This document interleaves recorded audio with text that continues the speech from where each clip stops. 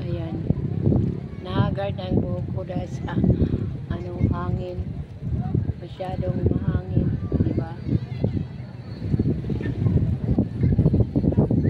Hello, kumusta na kayo guys?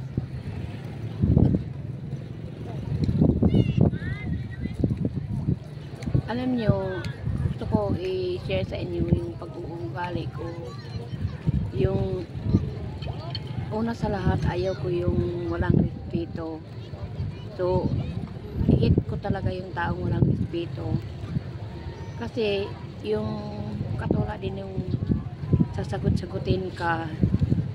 Okay, kung sasagot-sagutin ka kung nasa katuwiran. Kasi tanggap ko yun. Yung wala sa katuwiran, inis na inis ko talaga ako noon. Ako, sandali lang ako magalit. Yung di ba yung may kasabihan na strike while the iron is hot, ganun ako. Pag galit ako, galit talaga akong sasabihin ko anong gusto ko. Kasi nga galit ako. Pero sandali lang, hindi ako magtanim ng galit. Wala. Pagkatapos ko nagalit, nawala siya. So ganun ako, hindi ako nagtanim ng galit pag nagalit ako. Yung galit ako ngayon, ibuhos ko lahat ng galit ko. Tapos katapos noon, wala na, hindi na ako galit. Ganun na, yung asawa ko ganun. Pagsasabihan ko yan, yung sabi ko talaga na inis ako, ganun. Tapos katapos noon, hindi ako yung katulad niya magagalit din siya sa akin, hindi ako magdamdam dahil tapos na, wala na yung galit ko.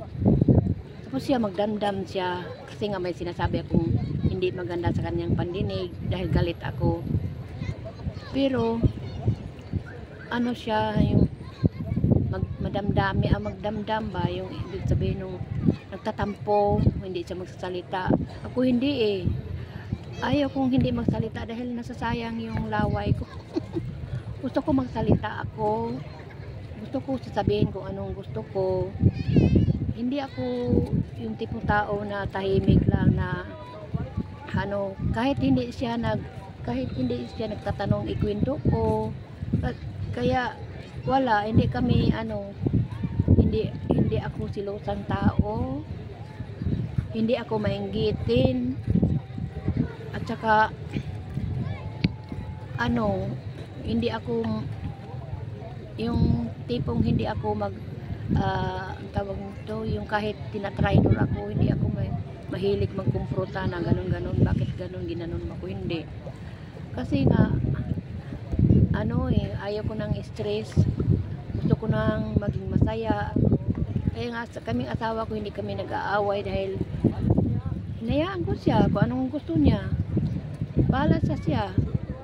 Yung parang magkapatid na lang kami, mag-uusap. Tapos yung nawala na rin sa amin yung paglalambingan dahil nga nakapokus ako sa sa cellphone. Hindi ko masabi na buong buhay ko nasa cellphone na ako. Dito ako masaya, kaya dito ko binuhos yung pagmamahal. Kasi nga mahirap sasabihin kasi hindi naman alam yung ang tunay talaga ng buhay ko. So na-share ko lang sa inyo ito. Pero ito ang sasabihin ko sa inyo na focus lang kayo ni God dahil kung ano mang mga pagsubok, ano mang darating na unos ng buhay nyo, yung ano man yung mga problema na dumating sa buhay nyo, may solusyon yan. Nakikita ni Lord kung anong ginagawa mo, nakikita ni God kung ano ang laman ng puso't isipan mo. Kahit anong pagsinungaling mo, wala. Kasi nakikita nga niya di ba? Hindi mo pa binibigkas, alam na niya yung sasabihin mo. So, subok ko na yan. Sa totoo lang, nag-iisyaday ako matagal. Doon nagsimula yung bahay ko. Kasi nga, nung nag-asawa ako, doon kami nakatira sa biyanan ko.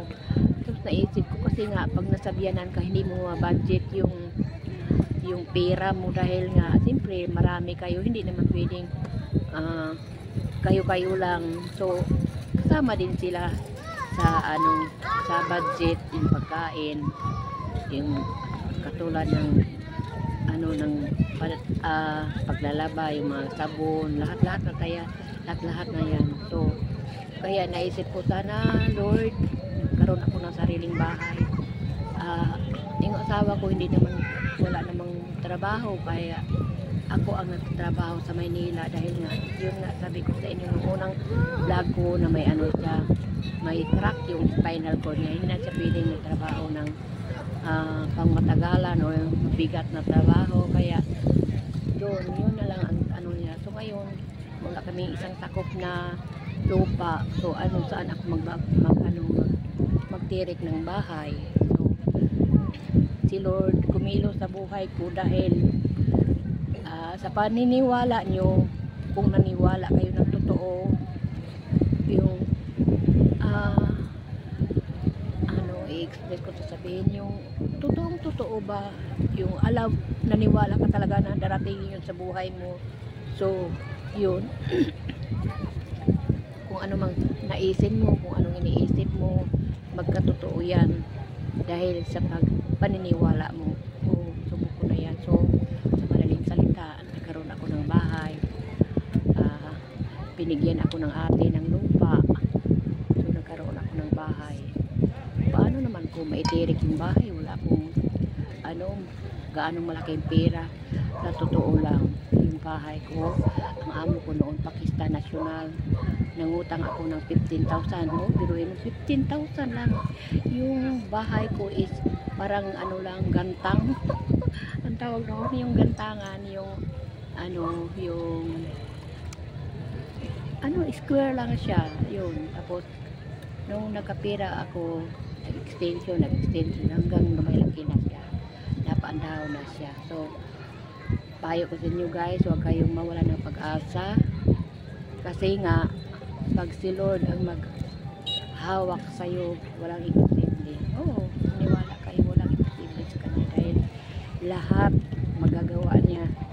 So diba, siya ang may-ari ng buong mundo. So doon ka lang maniwala sa kanya, tiwala lang, dasal lang, at saka higit sa lahat, matirahin mo siya sa puso mo. Pag tumira si God sa puso mo, makontrol niya,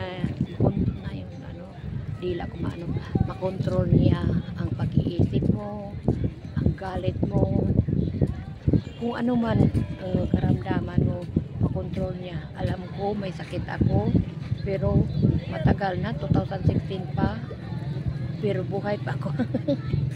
So di ba, ganon ka-imposible si God.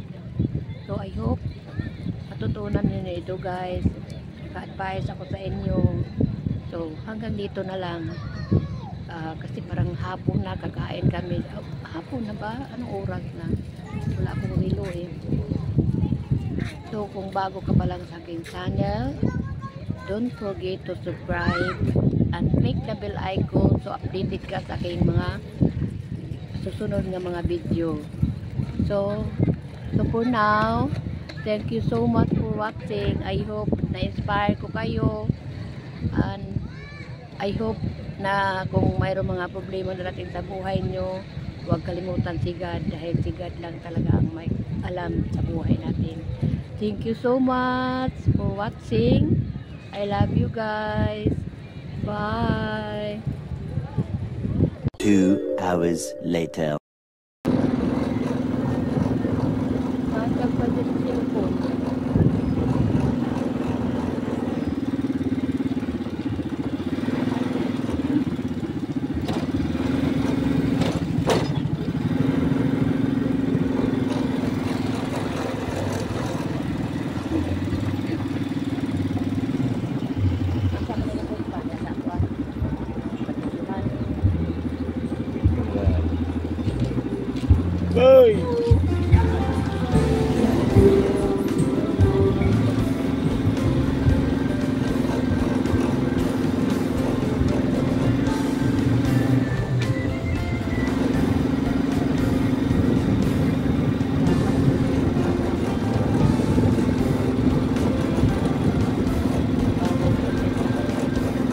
Iwan?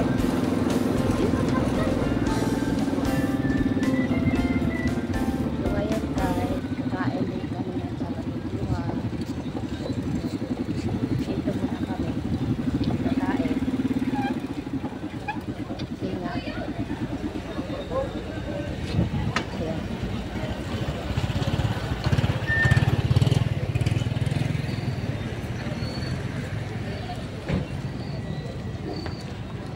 Kakain kami muna guys. Maghanap kami ng barbecue. So, update ko lang kayo. A few moments later. Ha? Wala mo. Ano? Oo, apply na manok.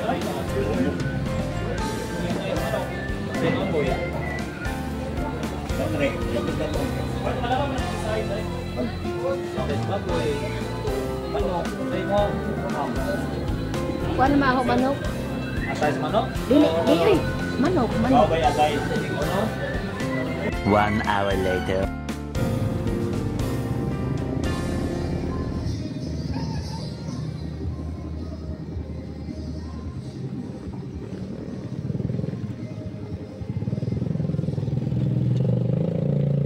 Traffic.